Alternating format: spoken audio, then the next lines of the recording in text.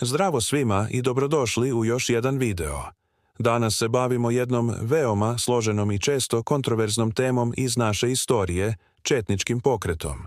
Cilj nam je da pružimo objektivan istorijski pregled bez ideološkog bojenja i da razumemo kako se ovaj pokret razvijao kroz vreme. Dakle, šta zapravo znači pojam četnik? U svojoj suštini reč potiče od reči četa, što označava manju vojnu jedinicu. Istorijski, četnici su bili pripadnici neregularnih, gerilskih odreda koji su se borili za slobodu i nacionalne interese, posebno na prostoru Balkana pod osmanskom vlašću. Da bismo razumeli njihovu pojavu, moramo se vratiti na kraj 19. i početak 20. veka, u vreme kada su nacionalni pokreti širom Balkana bili u punom jeku. Koreni organizovanog četničkog delovanja sežu u borbe za Makedoniju početkom 20. veka. Tada su se različite grupe srpske, bugarske, grčke borile za uticaj na tom prostoru.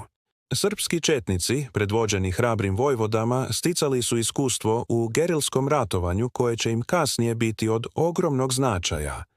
Svoju ulogu su nastavili i u Balkanskim ratovima 1912. i 1913. godine, gde su kao prethodnica regularnoj vojsci dali ključan doprinos oslobađanju stare Srbije i Makedonije.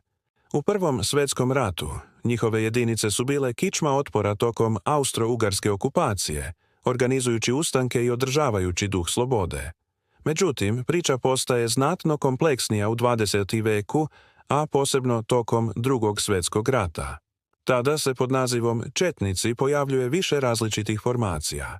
Najpoznatija je jugoslovenska vojska u otadžbini pod komandom generala Draže Mihajlovića, koja je bila prvi pokret otpora u okupiranoj Europi, priznat od strane saveznika. Pored njih postojale su i grupe pod komandom Koste Pečanca koje su sarađivale sa okupatorima, kao i razne lokalne milicije. Zbog ovih različitih uloga, tumačenje četničkog pokreta u ovom periodu je izvor mnogih debata. Posleratne komunističke vlasti su čitav pokret predstavile isključivo kao kolaboracionistički, dok su emigrantski krugovi negovali sliku herojskog otpora. Istina je, kao i uvek, negde između i zahteva pažljivo proučavanje. Kada govorimo o simbolima, najprepoznatljiviji je svakako lobanja sa ukrštenim kostima i natpis S verom u Boga za kralja i otadžbinu. Uniforme često nisu bile standardizovane, ali su šubara sa kokardom i brada postali vizuelni sinonim za pripadnike pokreta.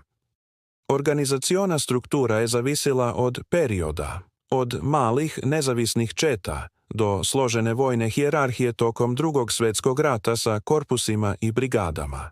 Da bismo zaista razumeli ovu temu, ključno je koristiti se proverenim istorijskim izvorima, arhivskim dokumentima, fotografijama, mapama i svedočanstvima savremenika. Važno je pristupiti im kritički i sagledati širu sliku, izbjegavajući jednostrane narative. Zaključak je da je četnički pokret slojevit fenomen koji se menjao kroz vreme.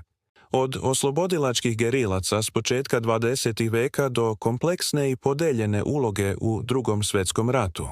Razumevanje ove istorije zahteva od nas da budemo objektivni istoričari, a ne ideološki navijači. Hvala vam što ste gledali.